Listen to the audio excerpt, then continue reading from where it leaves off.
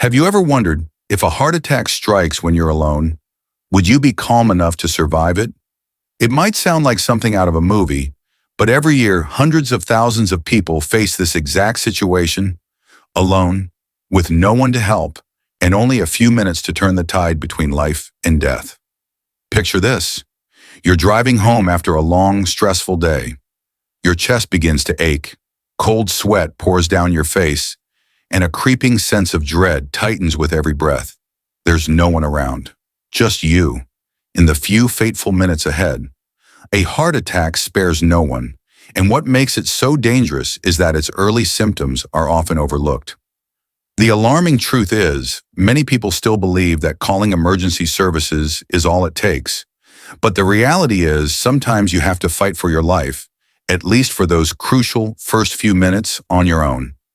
That's why this video will guide you through 5 incredibly simple steps that could save your life in the critical moments of a heart attack when there's no one around.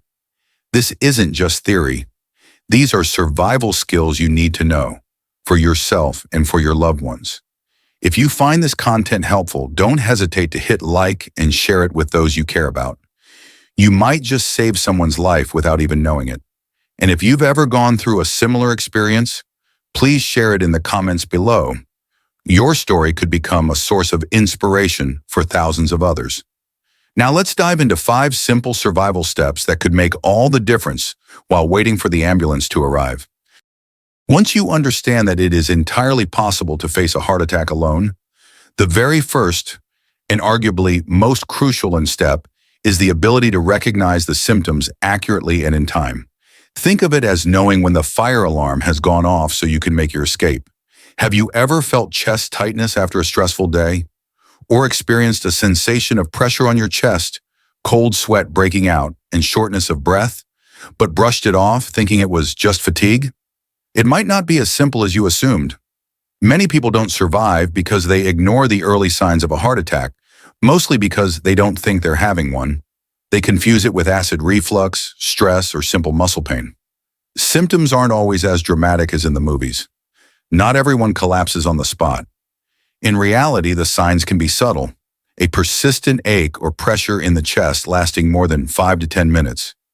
Pain radiating to the left arm, neck, jaw, back, or even the upper stomach. Shortness of breath even without exertion. Cold sweats despite no heat. Unusual fatigue, or an unexplained sense of anxiety. These signs, especially if they appear simultaneously, should be treated as a medical emergency and not taken lightly.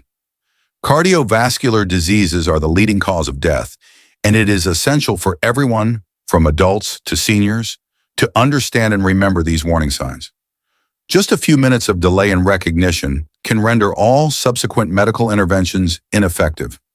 Recognizing a heart attack is not as complicated as you might think. You don't need a medical degree to understand when your body's crying out for help. By simply paying attention to unusual changes and taking strange symptoms seriously, you're already taking a major step toward protecting yourself.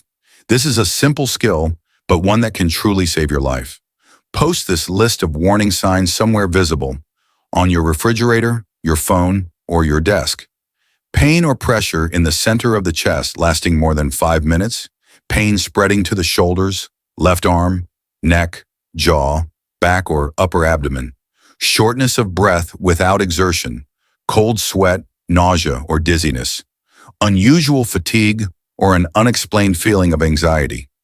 If you experience at least 2 of these symptoms at the same time, treat it as an emergency. Remember, you are not alone.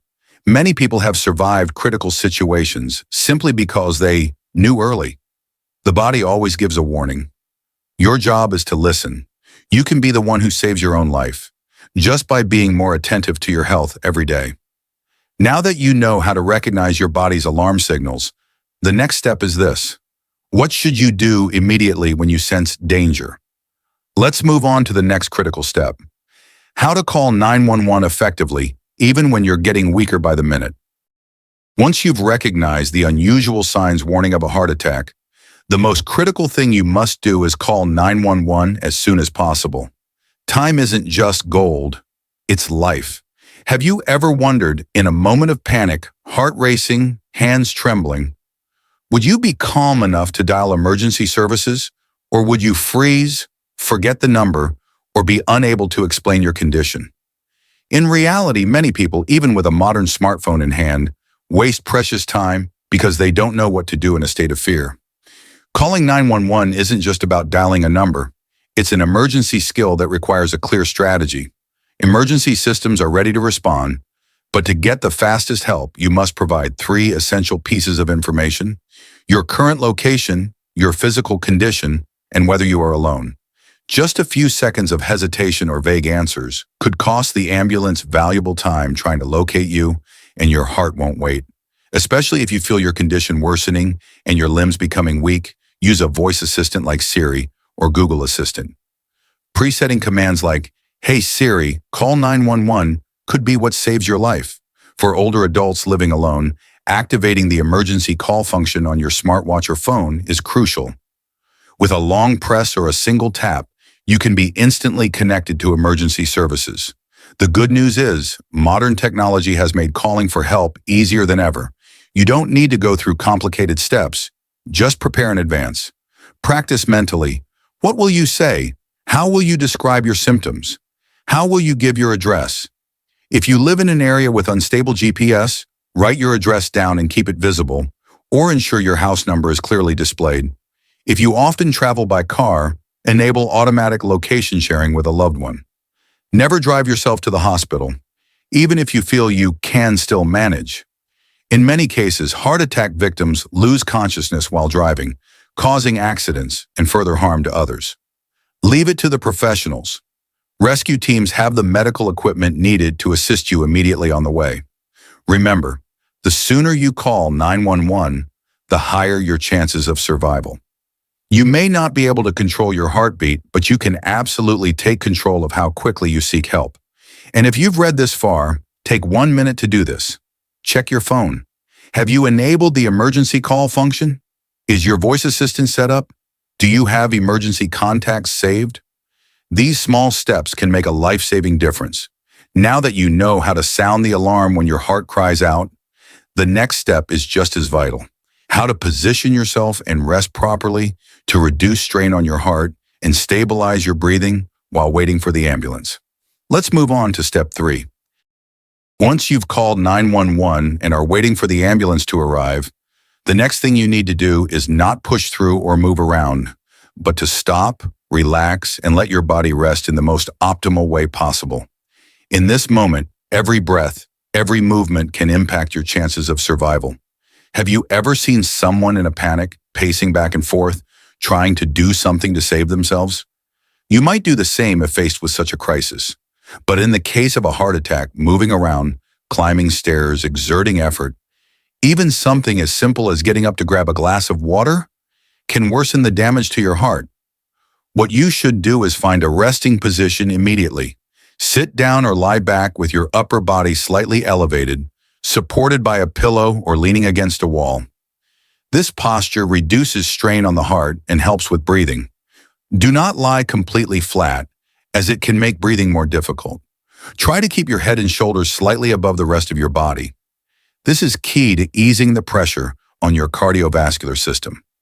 If you're wearing tight shirts, snug belts, or fitted athletic wear, loosen them immediately. Belts, ties, heavy jackets. Anything that restricts movement or breathing can become a threat when your heart is under duress. Don't worry about what's proper. You are fighting for your life. The good news is you don't need any special medical equipment or training to create a safe zone for your body. Proper rest in the right position can help you maintain stability while you wait for emergency care, reducing the risk of fainting, arrhythmia, or even respiratory arrest. Keep your mind alert by closing your eyes and breathing slowly. If fear starts to creep in, remind yourself, I've already called 911. I just need to stay still, stay calm, and wait. Sitting still for a few minutes can be difficult for those used to constant activity, but this is one of the simplest and most vital actions you can take to keep your heart from being overwhelmed. If a loved one is nearby, ask them to help loosen your clothes or support your back with pillows. But if you're alone, just do these key things. Sit still, Prop up your back with a cushion, loosen anything that feels tight, and avoid further movement. And here's something you can prepare ahead of time. Place pillows in easily accessible areas of your home: the living room, car, bedroom. Make sure your everyday clothes aren't too tight, especially if you have a history of heart conditions. You can even set up an emergency rest spot, a recliner or small bed near a hallway, somewhere you can reach and sit down quickly if something goes wrong. You've now learned how not to panic and how to let your body rest the right way. This is the bridge that keeps you safe while you wait for professional help. But if the situation continues, there's one more crucial thing you can do to support your heart and improve your survival chances. Take aspirin and manage your breathing. Let's move on to the next step, where you'll learn how to use what you already have to fight back smartly and proactively. While you're resting and waiting for the ambulance, there's one simple yet highly effective action you can take.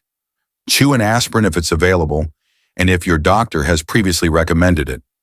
Combined with controlled breathing, this can significantly reduce the strain on your heart and greatly increase your chances of survival. Have you ever wondered why, in movies, someone often hands a patient an aspirin when a heart attack is suspected? That's not a cinematic exaggeration. It's a reflection of real medical practice. Aspirin works by inhibiting platelet aggregation, meaning it helps thin the blood and prevents clots from growing larger, the primary cause of artery blockage during a heart attack. If you're experiencing heart attack symptoms, have already called 911, are resting in the correct position, and have a 300 milligram aspirin on hand. Chew it immediately. Don't swallow it whole. Chewing allows the medicine to be absorbed faster through the mucous membranes in your mouth, beginning to work within minutes. However, only do this if you are not allergic to aspirin and have been previously advised by a doctor to use it in an emergency. If you're unsure, it's better to wait for medical professionals than to risk taking the wrong action. At the same time, controlling your breathing becomes critical. When your heart is in distress, your brain may trigger a panic response. Rapid breathing, increased heart rate, which only worsens the condition. To counter this cycle, focus on your breath. Use a simple technique. Inhale for 3 seconds, hold for 1 second, exhale for 3 seconds. Repeat consistently. This helps stabilize your heart rate, increases oxygen flow to your blood, and, most importantly, keeps your mind from spiraling into panic. The good news is, you don't need to practice meditation or yoga to breathe correctly. Just focus. Place one hand on your chest, the other on your stomach, and feel your breath becoming steady. Think to yourself, with every inhale, I'm nourishing my heart. With every exhale, I'm releasing anxiety. You're actively helping your body in the exact moment it needs you most. If you haven't already prepared aspirin in your home or bag, now is the time to start. Talk to your doctor to see if emergency aspirin is appropriate for you. If so, store a pack somewhere easy to reach, beside your bed, in your car, in your wallet. Also, practice the 3-3 breathing pattern a few times a week, so when the real moment comes, it feels familiar, not frightening. Remember, you're not just lying there waiting for help. You're actively helping your body fight through danger. One tablet, one steady breath, that might be the line between life and death. And once things have stabilized, there's still one last thing to do. Prepare for the future. No one wants a heart attack to happen again, but if it does, you won't be caught off guard. Let's move into the final step, building a prevention plan to protect yourself and your loved ones in the days to come. After going through a medical emergency, the next important step isn't just recovery, it's making sure it never happens again. Building a prevention plan not only helps you live more safely, but also gives you a sense of control and confidence in your everyday life. Have you ever asked yourself, if a heart attack happens again, will I be prepared? Are you certain your loved ones know how to help you? Have you stored your medical information on your phone? Many people, after surviving a close call, simply return to their old routines until it happens again, often worse the second time. Creating a prevention plan isn't complicated. It begins with small, practical actions. Save emergency contact numbers in your phone under ICE in case of emergency. Write down your medications, medical history, and allergies on a medical card or app. Keep a strip of aspirin in visible places, your home, car, or wallet. Use medical alert devices like bracelets or smartwatches with emergency call features, especially if you live alone. But prevention isn't just about tools, it's about lifestyle. Medical research shows that a heart-healthy diet, regular physical activity, adequate sleep, and stress management significantly reduce the risk of a repeat heart attack. You don't need an extreme diet or intense workouts. Just commit to small, sustainable changes. Start with your diet, eat more greens, cut back on processed foods, and limit salt and sugar. Stay hydrated.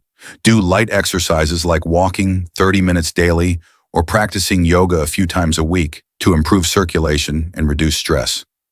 Get 7 to 8 hours of quality sleep per night and keep a consistent sleep schedule. Quit smoking. If you haven't yet, let today be your first day. Your heart will thank you with every breath. If doing it all at once feels overwhelming, don't worry. Just start with one small action today. Write down your emergency contacts and stick them on your fridge. Tomorrow, review your meal choices and swap soda for water. Next week, start a 10-minute walk each afternoon. Change doesn't have to be sudden, just consistent. You have the right to take control of your life. A prevention plan isn't about living in fear. It's about living with confidence and peace of mind. It tells you, I'm ready no matter what happens. Now you not only know how to recognize and respond to a heart attack when alone, but you also have a clear prevention plan. This isn't just knowledge, it's a survival kit, not only for you, but for the people you love. First of all, thank you for staying with me until the very end. To me, that's not just an interest in an article, it's a sign that you truly care about your health, your life, and the future of your loved ones. Together, we've gone through the journey of recognizing early symptoms, responding correctly in an emergency, and, most importantly, preparing so you're not caught off guard if a heart attack happens again. Every step you've learned today, from proper breathing and timely aspirin use to calling 911 effectively, is a life-saving tool. And sometimes it could be the tool that saves your own life. Now, I want to hear from you. What was the most important takeaway from this content? If you had to choose one action to start today, what would it be? Share your thoughts in the comments. Don't hesitate. Your story might help someone else face a fear they've been silently carrying. If you found this information helpful, please click like and share it with your family and friends, because someone out there may need it more than you think. And don't forget to subscribe to the channel to receive more practical and empowering guidance like this. We can't predict the future, but we can absolutely prepare for it. I hope what you've learned today won't just remain theory, but become a life skill that stays with you each day. Finally, believe this: it is never too late to start living more proactively, safely, and confidently. Your heart deserves care, not just in moments of crisis, but in every beat of your everyday life.